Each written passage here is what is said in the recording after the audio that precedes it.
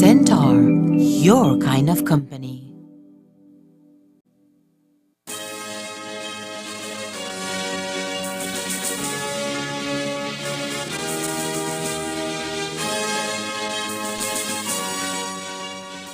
Tonight on CTV3 News, an arson is committed in Orange Walk and police try to find the culprit. Laced candies consumed by students of St. Luke Primary School in the city came out of the police's evidence room. Corazaleño involved in fatal traffic accident in Cheto Mall owes $100,000 in compensation. And Brad's lottery license is revoked by the government. These are some of the stories we have for you in tonight's newscast for Wednesday, April 26, 2023.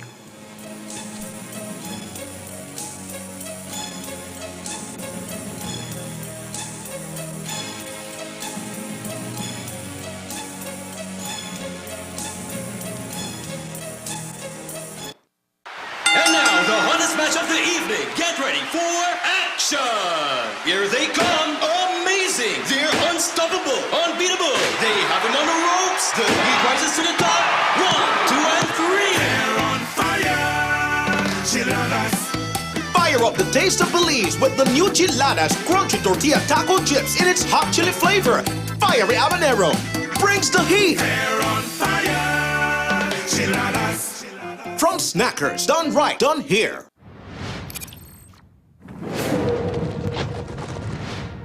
I wanted to show them something that wasn't an illusion. Something that was real.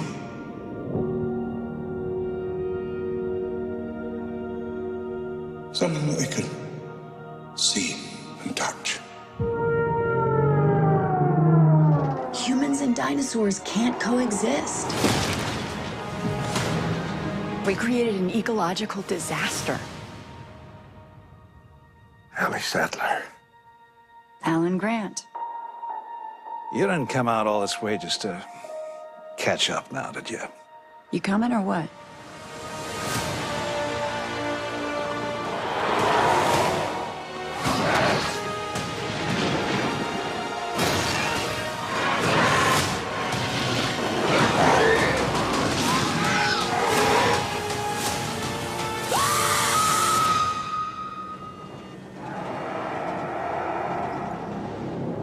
That's another plane, right? Not exactly.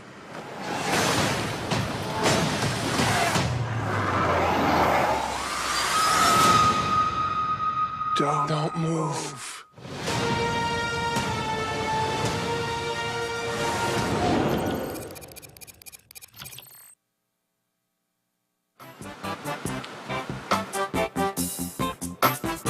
That'll be $50. Thank you. Wait, hey, this 50 is a fake. How do you know it's a fake? What are you talking about, sir? How can I identify a genuine note from a fake note? Well, a genuine 50 has a watermark with the Jaguar and the written words of the 50, also a thread. Know your money and know a fake one when you see it. Do not rely on any one security feature.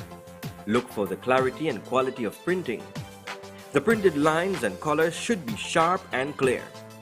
Feel the quality of the paper and the raised print. Hold the note up to the light to see the windowed security thread. It should form one complete line when held up to the light. The watermark and denominational electrotype. The Jaguar is the watermark in the $100 and $50 notes. The Sleeping Giant is the watermark in the $20, $10, $5, and $2 notes. The see-through feature.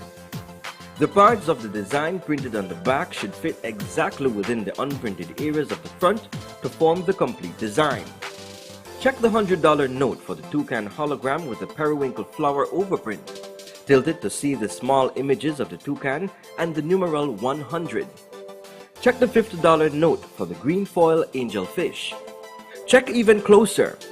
Use an ultraviolet light to see the fluorescent features. Use a magnifier to see the microlettering. Tiny letters that read Central Bank of Belize and the value of the note. Stop the circulation of counterfeit Belize currency notes. Pass all counterfeits to the police at once. It is a criminal offense to hold or use a counterfeit. Be safe, be sure, know your money.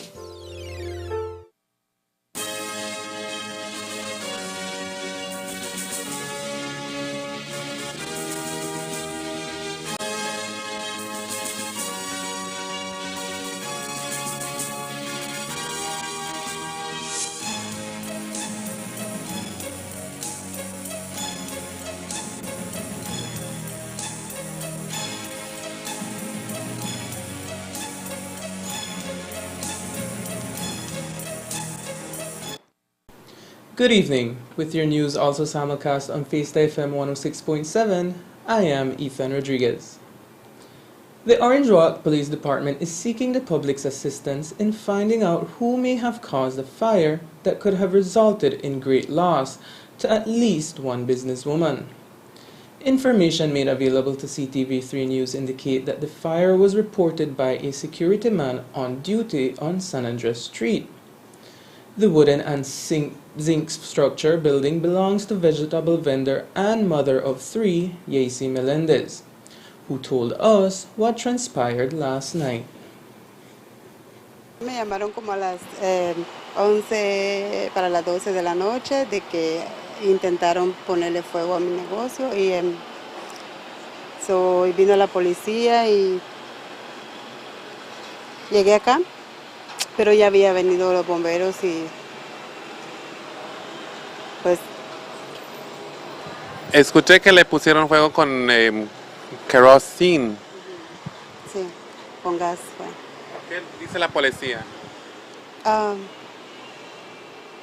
Nada, van a investigar quién fue. ¿Usted tiene a alguien en mente que tal vez podría haber sido? ¿Tiene problemas con personas? No. ¿No? ¿Y por qué cree que le iban a poner fuego a su negocio? No sé, pero sí quiero saber yo por qué y quién fue. Escuchamos que le llevaron o tienen en mente una persona de género masculino que podría ser la persona responsable. No, pues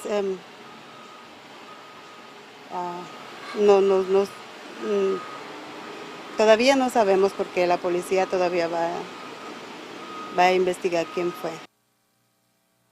Fast response from the fire department after 11 o'clock last night resulted in the vegetable stall being saved from a full-blown flame. Kenneth Mortis, station supervisor at the National Fire Service, shared the details of the investigation so far. Approximately 11:15 last night, a Orange Walk formation did receive a call from the police department of a fire in progress. This was somewhere within the vicinity of Muffles College. Our team responded, and on arrival, we observed what was a L-shaped wooden type bungalow structure with zinc roofing. Further or a closer look at the building led us to discover that a fire was a very small fire was sitting on the back step of the building that also will have created damage to the walls and the door. However, due to the early recognition of this fire, we were able to extinguish this fire using an approximate 15 gallons of water. Now, we spoke to the caretaker of the compound, Mr. Elias Melendez, I'm sorry, who led us to the building, and that was what we observed. Now, in compounding this fire and this observation, we observed what was a foreign substance, so to speak, some sort of accelerant, and we immediately handed over these observations to the scenes as crime technician, who photographed the scene, and within their capacity, they took the gallon of suspected accelerant with them for further testing. The National Fire Service station manager says the perpetrator had all intentions of causing a destructive fire. the perpetrator behind this mischievous act went as far as to those aside the side of the building closest to the stairs. Apparently, he had good intention of trying to burn this building down. Looking at the pattern that the accelerant was used and the portion of the building that it was doused on, I am suspecting that he had malicious intent. He did not make an attempt to create damage to the front, whereby it would have been easily visible. He made an attempt to destroy the building from the rear. The rear meaning that it was less visible for passers-by, for residents within the neighborhood and so forth. Had he been successful, by the time that fire would have been knowledgeable, then the entire building would have been consumed by flames. Again, I believe it was the fortunate rungs of security check that Mr. Melendez was doing that he observed the fire. And again, without sounding to be I've always said that we no longer need accelerant to create a fire. Everything that can burn is a fuel by itself. The accelerant is only used to speed up the process of the fire. Kerosene apparently burns slower than gasoline, so hence the reason why that building only sustained the minor damage that it did. Surveillance footage from nearby businesses is being reviewed in the hope of identifying the culprit. No one was hurt in the incident. Belizean taxi driver Tulio Armando Rodriguez found himself involved in a fatal traffic accident in Chetumal, Quintana Roo on Friday last. The incident unfolded when Rodriguez was unable to stop at a red light due to brake failure. As a result, he collided into a Mexican taxi and the impact proved fatal for the driver of that taxi. The passenger of the Mexican taxi, a female, also sustained injuries. After being arrested, Rodriguez spent more than 48 hours behind bars and was released on Monday, since the judge ruled that his detention did not follow due process. In an interview with us today, Rodriguez recounted what transpired in Quintana Roo and how he has been able to walk from an extensive jail time in a central prison in Mexico. Last week, Friday, I had an accident in Chetumal, where in Chetumal, even though if you cause or not cause the accident, an accident is an accident and somebody died. There was a lady, a passenger, but she get minor damages, like minor injuries. And well, they took me to the fiscal. From the fiscal, I was 48 hours in the fiscal. From there, they sent me to the Cerezo. So I had to get a liar, which the liar is still in Chetumal. We're working together. So we went to the court where the magistrate let me free because of their not proper information. So they let you free because we understood, we were told that you were set free because the detention was improper and it was not legal. It was not done following all protocols. Is that true? That's right. The guy didn't have a seatbelt. And when the little car turned over, it was 4 wheels on the air. And he was on the passenger side by the door. I was in Cerezo. I went in, I think, if I'm not mistaken, I went Sunday around 2 o'clock in the evening. And I went to court at 6 o'clock in the morning, Chetumal time, 6:30 Mexican time, where we went to the judge with my liar and the fiscal and the person that was, well, her father died, right? I mean, the victim died. So the fiscal never had complete information, and never never proper information as well. So the judge decided that when my lawyer started to talk and tell him about the information they have gotten was needed to be more accomplished. Like they didn't have photos of identifications, pictures of identifications. That's the reason why I let go free. But Rodriguez's nightmare would not end there, because somehow he ended back in jail after being released. They took me back to the Cerezo, and I didn't come out from the Cerezo like 4 o'clock, 4:30 in the evening, even though my case was done at 7 o'clock in the morning, finished at 7:30, 7 to 7:30 in the morning. So they had me locked until that time. Why?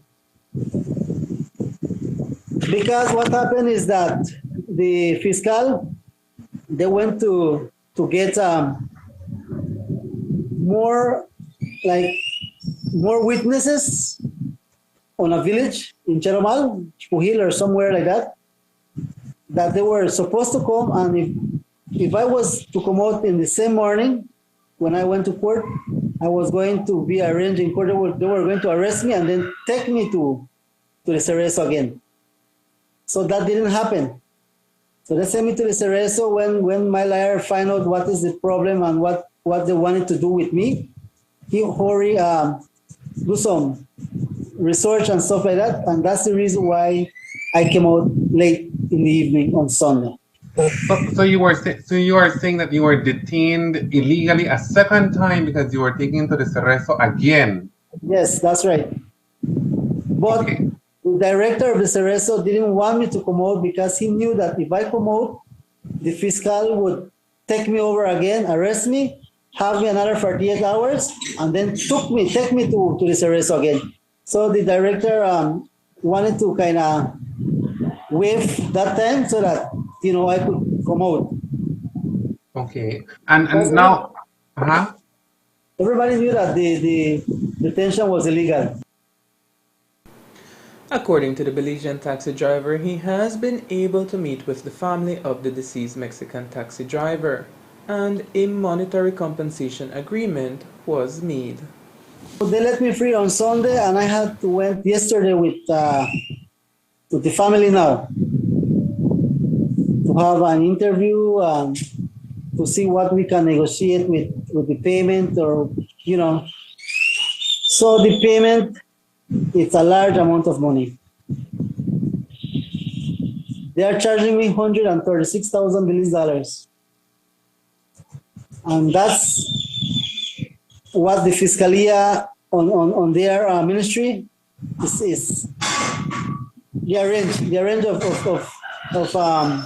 that's the law protocols, and that's what they charge. They didn't charge me more. Actually, they wanted to charge me $200,000 because of the car, but they removed that from the car, which I tell them, well, I think the insurance of the car is supposed to pay the vehicle and victims or whatever, the people that were injured and stuff like that. So they waived that. But now I have to pay the family. I have to get money. I have a down payment to do the 25th of May of $40,000 to renegotiate, not the amount of money, because the amount of money is already there. That's what I have to pay. But the time, they're just giving 1 year to pay that. I cannot pay that on 1 year. So the law said that it should go up to 3 years, but we make an agreement. But in that time, at the process of negotiating, people there, they make you get frightened. They tell you what this and what, So we were kind of nervous, so we signed an agreement. But now when we go home, now we sit down and try to relax, because then, we're under pressure. So we notice it's a big amount of money that we have to pay. That $100,000+ that has to be paid is an exuberant amount, which Rodriguez says he has no means of being able to obtain a loan over the 1-year period offered to him for the payment to be concluded. For that reason, he took to Facebook and made a desperate plea for assistance from the general public. Rodriguez is also looking to sell his house and property in order to meet all the payments, or at least the first installment of $40,000, which is due end of May. Rodriguez also took the opportunity to advise Belizeans to purchase an insurance when visiting Chetumal. I would like to tell the people out there if I could really get a help from them, because I don't have that amount of money. Accident could happen anytime, anywhere. It's not something that you said, you know what, today we'll have an accident, or today I'm going to crash somebody, or, somebody's going to crash me. Thanks God, I didn't get hurt. But now the problem is money-wise. And also, I would like to tell the people of Belize, the whole country of Belize, that many of us go to Chetumal without an insurance. So we need to start exercise for people to start to get their insurance, because if any accident happens in Chetumal, the Mexican insurance will take care of whatever accident happened there. Please, with all my heart, to give me help, because it's not easy. Me and my family are passing through a tough situation. All right. I don't would like nobody to pass this kind of situation. For those who wish to assist Tulio Armando Rodriguez, feel free to give him a phone call at number 627-2632. You can also deposit your donation at Atlantic Bank account number 212-001-2822 under the name of Tulio Armando Rodriguez. Bolido and lottery players, the following report is of your interest. Sunday's lottery draw will be the last for Brad's Gaming Group Limited, and possibly for the near future, after the Lotteries Committee at its April 20th meeting revoked its license, quote, due to material and substantial breaches of the conditions of the exclusive license and the Lotteries Act and its regulations, unquote. Therefore, following Monday's Labor Day holiday, Brad's Gaming no longer holds the license to sell or administer government lotteries, including Bolido, Sunday Jackpot, and other ordinary lotteries such as Fantasy 5 and Pick 3. The government, in a press release issued today, announced that it plans alternative arrangements for its administration under a standard that will not, it says, violate consumer rights, and ensure that necessary income and revenue from the lotteries can be generated to fund national health insurance and other costs. Viewers might recall that back in December of last year, the chair of the committee and CEO in the office of the Prime Minister, Narda Garcia, wrote the chair of Brad's Gaming, Kim Chi, with a 12-point list of complaints, including sale of tickets, auditing, and data collection.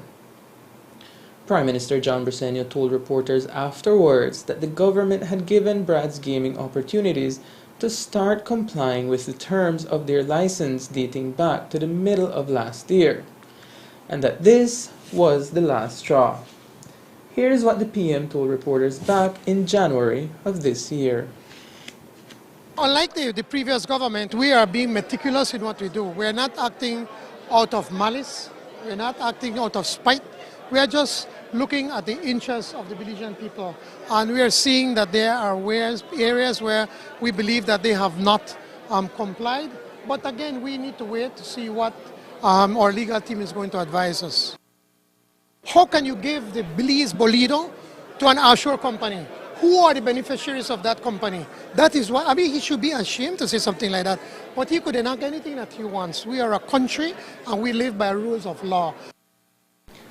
2 weeks later, former Prime Minister Dean Barrow hit back, serving notice that Countach Technologies Limited, based in the Cayman Islands, would invoke Article 8 of the Belize-UK Investment Treaty.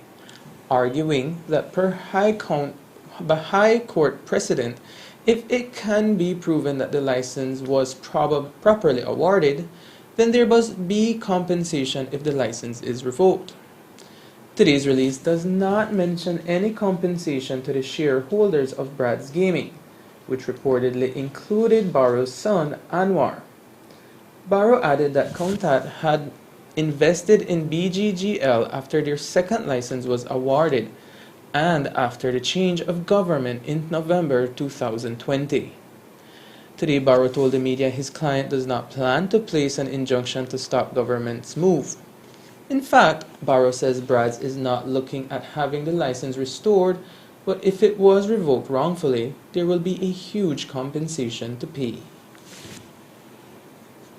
Brad's does not agree that the government had proper justification for the revocation of the license and will go to court to seek a declaration that what has been done is unlawful. I need to make clear that does not mean that Brad's will be asking for any restoration of the license. He can't do that. The license is as a license concerning the government lotteries. Those lotteries belong to government. So government is entirely free and has been at any time to take away the license. Of course, it gave the license under a contract, and it gave the license for a period of years. Government is free to take it away, but of course if it took it away wrongly, then it must compensate the licensee for the years that the licensee would have lost. But the public needs to understand, I'm sure government, I don't know how soon they will put in place their other arrangements, but this is the end of the Brad's license, and Brad's does not, Kimchi would not even want the license to be restored. Clearly, it would be possible to work with this government and this lotteries committee, but even if he wanted, it could not happen. That the government is entitled to do what it did. It's just that if it did not have a justification, it must naturally answer for the wrongful revocation. But that answer cannot be by way of a restoration of the license. That's out of the question. So Good no enough? injunction.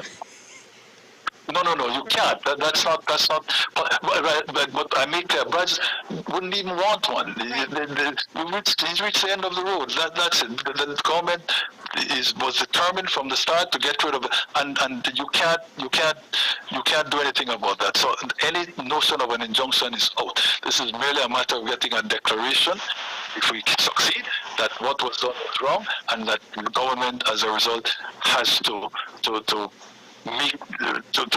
be called to account for that, and will have to compensate the licensee for the wrongful revocation of the license.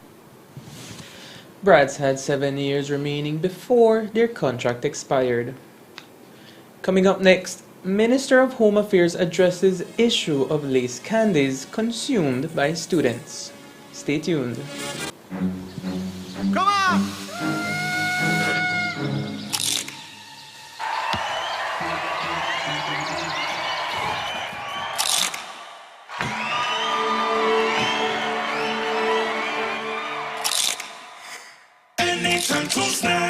When hungry or craving, when laughter or tears, enjoy the best snacking or flavors are here. Asadas, bocadas, chiladas, doradas, delicious for snacking, done right and done here.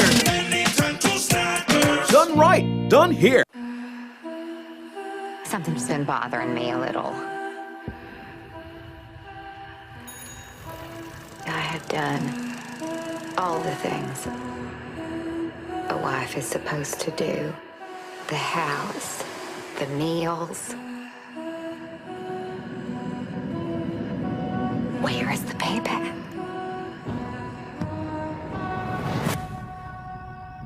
I'm very attracted to you. Oh. Would you be interested in having an affair?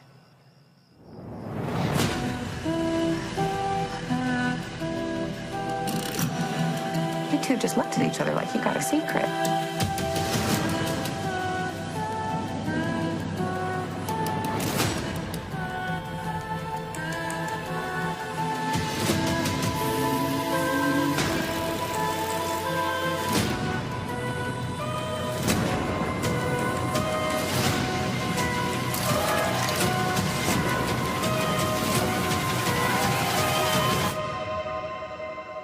just don't want anybody to get hurt.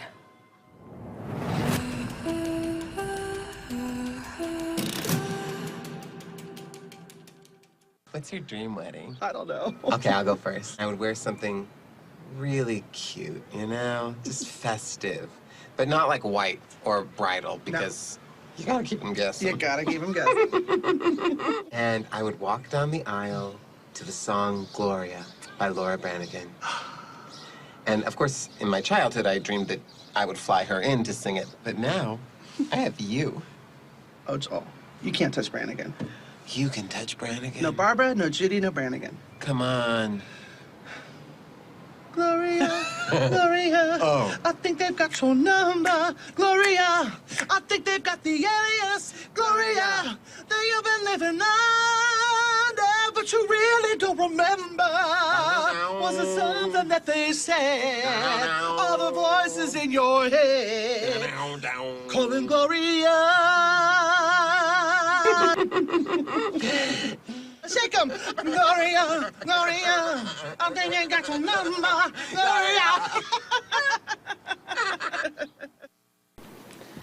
Shockwaves spread across the entire country of Belize on Tuesday afternoon as word hit social media of an incident where dozens of students fell sick and had to be hospitalized after consuming candy infused with cannabis. A total of 33 students and 7 adults were admitted to the KHMH after ingesting these contaminated gummies, which were being sold to students, particularly of St. Luke Primary School in the city.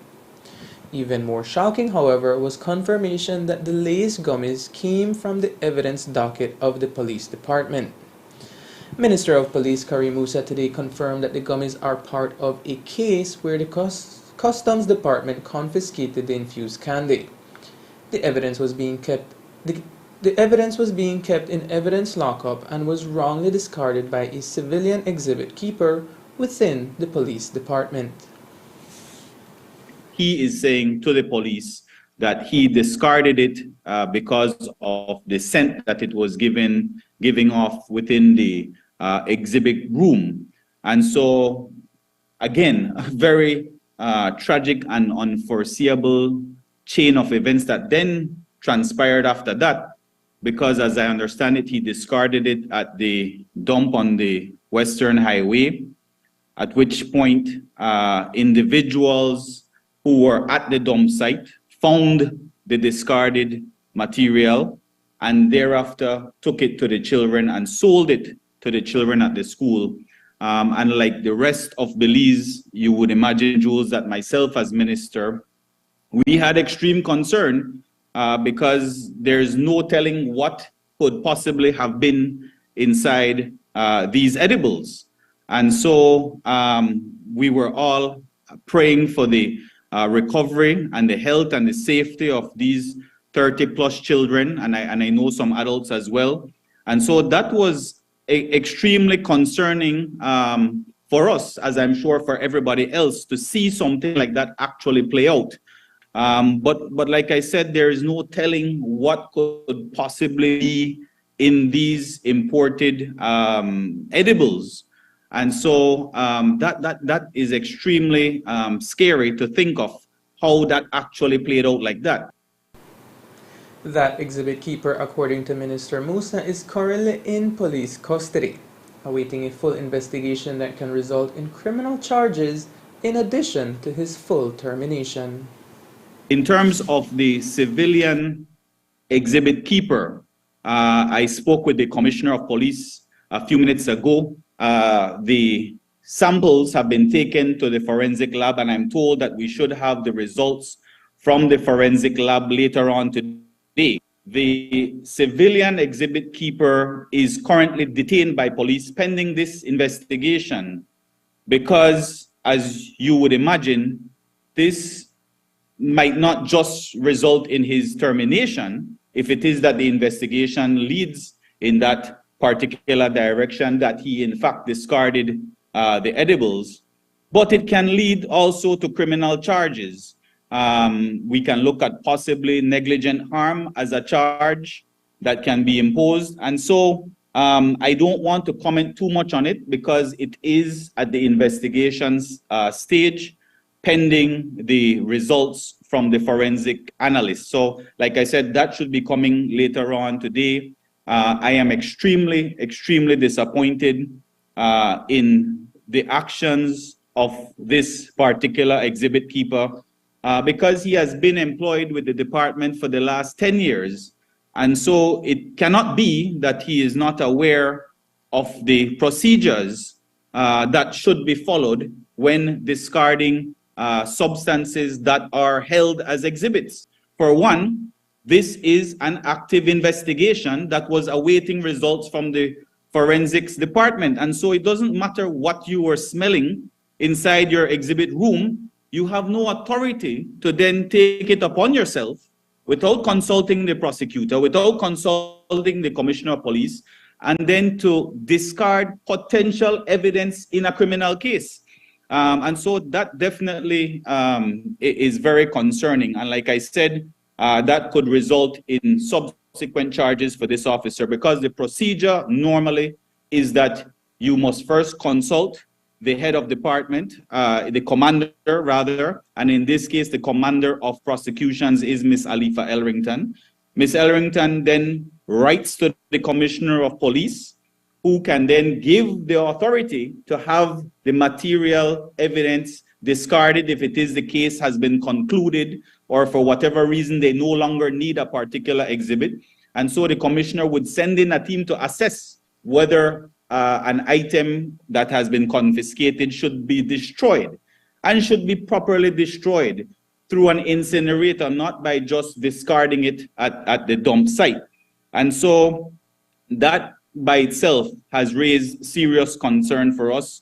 The exhibit keeper has been placed on administrative leave, pending, like I said, the outcome of this investigation, which should take no more, in my opinion, than 2 or 3 days to conclude. At this time, 2 persons are also detained who are believed to be the ones responsible for selling the tainted candy to students. Those persons, according to Minister Musa, can also face serious criminal charges pending investigation into the matter. In terms of the secondary distribution after it was discarded at the dump site, I can't say whether the individual who was selling it to the children at this point, again, that is going to be highly dependent on the investigation, whether that individual knew that what he was selling to the children was actually edibles that had been laced with cannabis.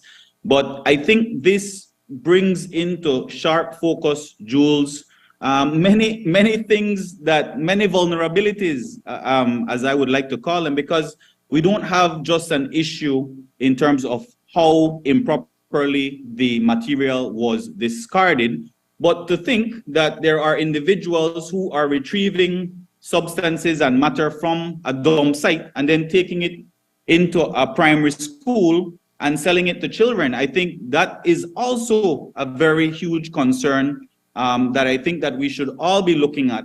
And so again, this brings a lot into sharp focus for us. If it is that individuals were picked up by the police and detained as part of the investigation in this case, if it is that they knew, because possession of cannabis, like the possession of a firearm, requires that you must know. There is an element of knowing that what you have in your possession is cannabis. And so that is going to be something, like I said, the investigators will have to extract from the particular case in order to press charges of possession, cannabis possession on those individuals. Whether it amounts to trafficking is an issue of grams. Anything over 60 grams amounts to drug trafficking. So again, it will depend on the quantity that was found on each particular person.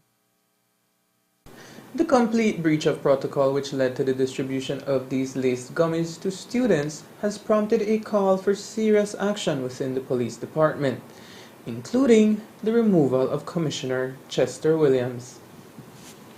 When you look at your commissioner of police, you have to look at results.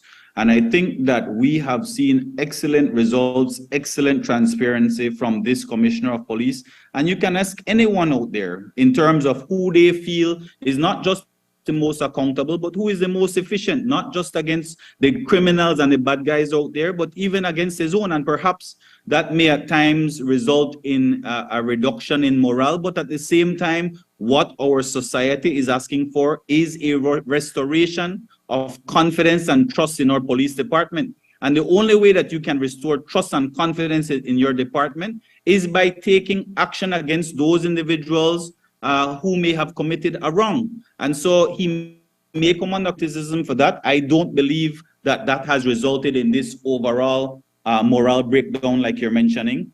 And so you will find situations where individual officers, and in this case, a civilian employee, acted on their own. If you ask that person, is it because of low morale that you went to discard that material? He'll say no. He'll say no. He just may say, well, it smell bad, so I took it upon myself to take it to the garbage dump. That is not acceptable. And so I do not subscribe to your suggestion that the commissioner has lost the confidence of the department.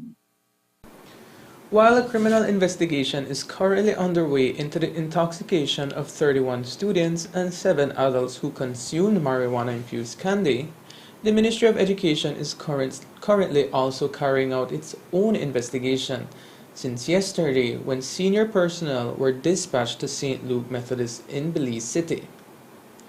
Based on their ongoing investigation, Minister of Education Honorable Francis Fonseca says the ministry is currently looking at 2 very important programs, which are desperately needed within the school system to help deter these kinds of incidents. In terms of the way forward for us at the Ministry of Education, this incident allows me to make 2 fundamental points. One, we have created within the ministry over the last year and a half a student welfare unit within the Ministry of Education, because we appreciate that there are many challenges that our students face on a daily basis. And that whole student welfare unit, the whole idea of that unit is for us to engage more meaningfully with the community, with parents, with families, with all the stakeholders in education, but primarily at the community level to engage with our students and their families to find ways in which we can support them. So that student welfare unit is critically important when we talk about this type of incident. How can we support our students? And then the program, the National Healthy Start Feeding Program that we launched 2 years ago, again, critically important. We talk about this all the time. Very often our students are not eating properly at school. Apparently some of these students were eating gummies lunchtime and that type of thing. And we know children are children, they will eat sweets and treats and so. But it's critically important for us to develop and expand this National Healthy Start Feeding Program across the country. We've started it in a number of schools. We're expanding it. But this incident highlights in a very broad way the need for us to have good feeding programs in all our schools so that our children, even though we can't stop them from eating candy and all of that, we know that will happen, whether it's at school or when they leave school. We try to provide them with nutritious meals, or at least a nutritious meal while they're at school. So in terms of those 2 programs, those are critically important. We have a lot more work to do in terms of expanding those programs. This most recent incident, according to Minister Fonseca, also brings to light the need for more regulation to be implemented for school security and student safety. This whole incident highlights the need for us to work more closely with schools to ensure that every school has in place a good school safety plan. Many schools do have good, effective school safety plans when things like this arise, but I think this highlights the need and sends up an alert to all of us that we have to make sure that every school will be in a position to respond effectively and responsibly when we have these types of incidents. So school safety plans are critically important. And then the final point I'd make on this is that school vendors, that's a critically important issue as well. You know, we tend to have a very lax approach to school vendors. Every school decide, you know, who will sell. Some vendors are selling on the campus. The schools say, no, you can't come on the campus, but you can sell outside at the school gates. So I think this highlights the need for us to have a more effective policy on school vendors. You know, many of them, the ones who sell food, you know, have to get a food handler's certificate. But there may be loopholes there where you just sell juice, you sell biscuit, you sell orange, plum, and that kind of thing, or sweets. And so you say, oh, I'm not handling food because, you know, technically you might not be selling tacos or meat pie or, you know, or food, rice and beans or so. You might not be, but you're still handling food. You're still handling products that will be consumed by children who will put that into their mouth. So I think it's important for us to recognize and acknowledge that where those loopholes exist in terms of those school vendors, all of us will have to work together, the schools, Ministry of Education, City Council, and the Ministry of Health, the people who actually certify these food handlers certificates, to see if there are any loopholes there, and if there are, how can we close them and address them so that we ensure at all times that our children and our teachers who buy from these vendors as well, the teachers too, because even teachers, I understand, consumed so many gummies yesterday. So we want to ensure that at all times they are safe and that they are consuming safe products. The majority of children and adults who consumed what has now been determined to be weed gummies were treated and released from the Carl Huchner Memorial Hospital yesterday. According to the hospital CEO, in total 31 children and 7 adults suffered from marijuana intoxication. Only 2 children were kept overnight for observation. 18 students were from St. Luke Methodist Primary School in Belize City. This morning, Jacqueline Lynch, the principal of St. Luke Methodist, shared details of their response to the emergency situation that involved children between the ages of 5 and 15. At approximately 12:29, just prior to the bell ringing for students to return back to their classes, a student approached me saying that there were some children from Standard 6 who consumed some gummy bears.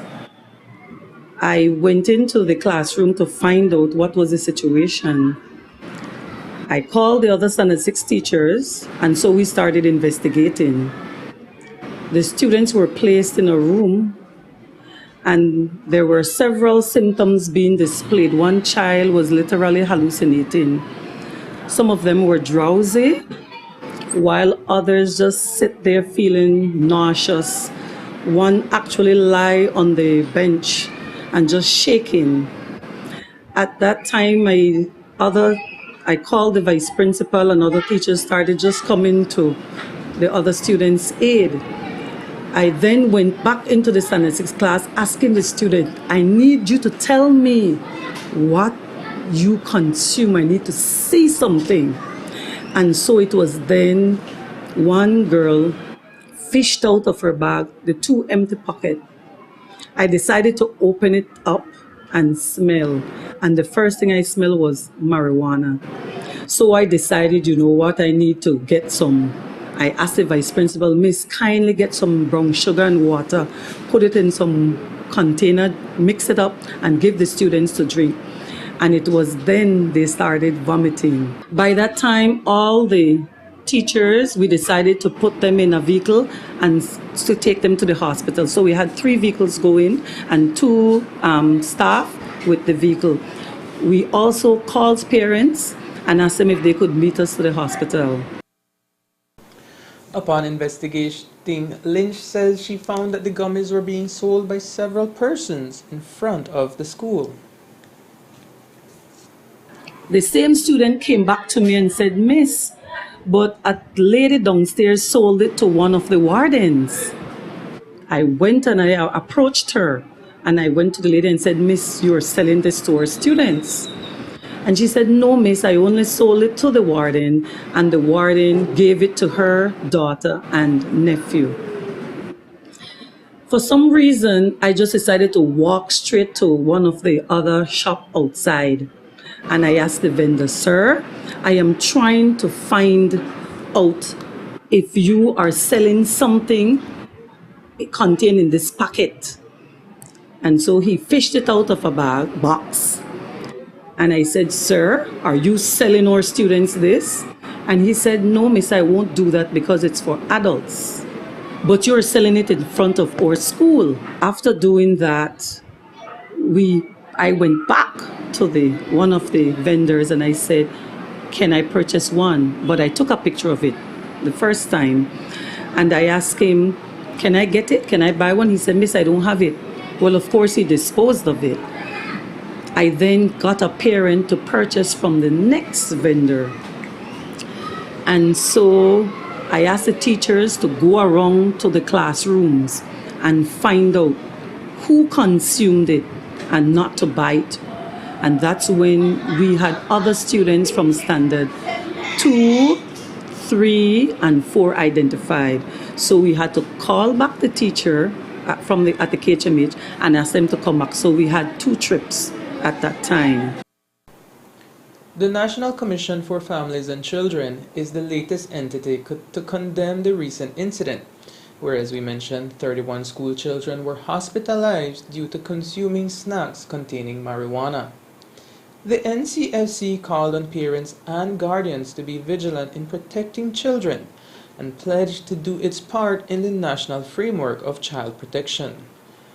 Quote, "We call on the relevant authorities to investigate this matter thoroughly and to bring those responsible to justice. We also remind the public about the dangers of drug use and the importance of drug prevention education," unquote, said the NCFC. The students, all from Belize City, were rushed to the Carl Huschner Memorial Hospital for treatment on Tuesday after becoming severely ill due to consuming the snacks. An update from the KHMH issued earlier today said that the majority of the children have since been treated and released. Of note is that in light of the situation, the National Evangelic Association of Belize also reiterated on Facebook their stance that, quote, legalizing weed is bad for Belize, unquote. The church in Belize has taken a strong stand over the last several years that legalizing marijuana in Belize will not be a beneficial step for our challenged country. It will open doors to illegal connections. It will seriously endanger Belize international banking and the effects on the children, said the NEAB. The NEAB says that the church continues to pray against the legalization of marijuana. Today, Karim Musa, the Minister of Home Affairs, on the other hand, indicated that instances such as the one that played out yesterday bring to light the need for the legalization of marijuana.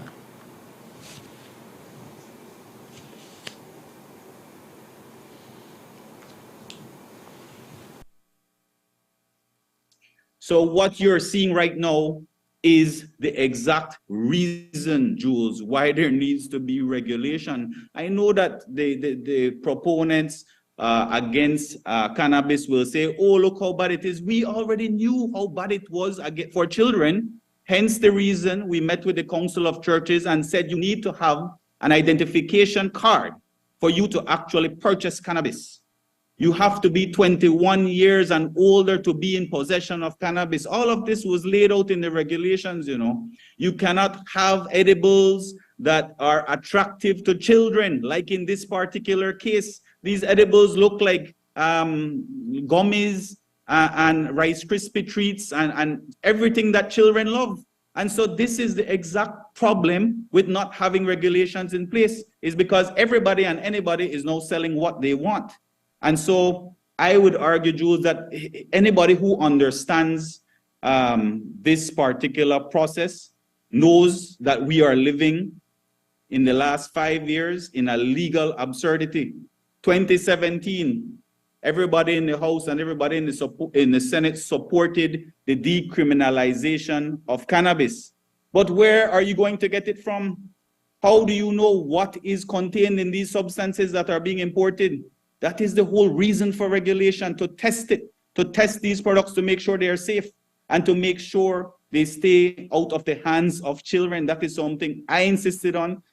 That is something all of the bishops insisted on at the Council of Churches meeting. And it was very well understood then that what we are aiming for is greater regulation and greater protection from keeping this out of the hands of children. So you can listen to the narrative from the other side all you want, but that is not new news that cannabis is dangerous for children. What are you going to do about it? That is the question. Now that you have put out that information that we all know, what are you going to do about it? Are we going to continue to live in this legal absurdity? That is what we want to do, continue the status quo. To me, that makes no sense. But again, I don't think anyone has that kind of appetite to be discussing this. I know you asked me the question, but again, this just, in my opinion, highlights the need for a regulated industry, not what we have right now with the Wild Wild West. The dry season is upon us, and that, as we know, influences bushfires. So far, commuters who travel along the Philip Goldson Highway can attest to thick smoke on a daily basis emanating from bushfires ignited by dry garbage or other types of debris, including old tires. When it comes to bushfires, conditions are now more dangerous than in the past, and the risk to people and property has increased. Lamentably, most of bushfires are caused by humans. Today's station supervisor of the National Fire Service, Kenneth Mortis, told us firefighters are currently overwhelmed with the number of calls they receive reporting bushfires. It's a rather early dry stage into the dry season. The intense heat combined with the dryness of the earth and these brush and bush and savanna and so forth, it makes it easily to be a fire hazard, which will in turn proves to be a fire threat. And if it is not dealt with in the early stage, it can consume one's property or one's building, like we have seen over the past few weeks, as early as April has begun.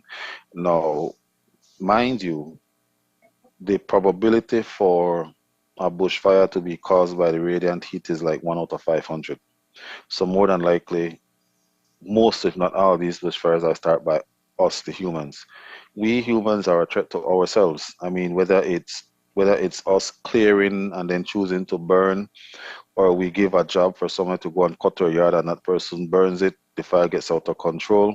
We are the threat to ourselves. With most of the bushfires being reported to the fire service, Mortis says we must do our part to assist. You are the only help until the professionals arrive. So my advice to you is create a perimeter clearing around your building. I will say nothing less than, but not limited to, not less than 5 feet around your building. If you clear that vegetation as low as you possibly can around your building, what it does, it now cuts off the fuel for the oncoming bushfire. A forest fire or brush fire cannot sustain itself if it has nothing to burn. And if you assist yourself in creating that bar around your establishment, then you did what is rightfully for you to protect your establishment until we arrive. Across the country, we are limited in terms of resources, both manpower and the fire truck wise. So we cannot always be there when you want us to be there. We could be busy doing something else, and it might seem in your view that we are negligent in responding to, but it's only one truck with a small crew of men that we have to cover the vast majority of the country. and that's basically the best that we can do. So be the help yourself until help arrives, and it should go from there. Bushfires can cause poor air quality, which can affect both human and animal health, and can have long-lasting impacts to soil and water quality. Bushfires can also have devastating impacts on plants, animals, and ecosystems. And that's the news. We invite you to join us for another newscast on April 27th here on CTV3 and Feast FM 106.7. Remember that to read a text version of the news, you can visit our website at ctv3believenews.com. You can also log on to our Facebook page for current stories at facebook.com/ctv3believenews or our YouTube channel at CTV3 News BZ. Remember to wash your hands and remain safe. From all of us here at CTV3 News, thank you for watching and listening. Good night.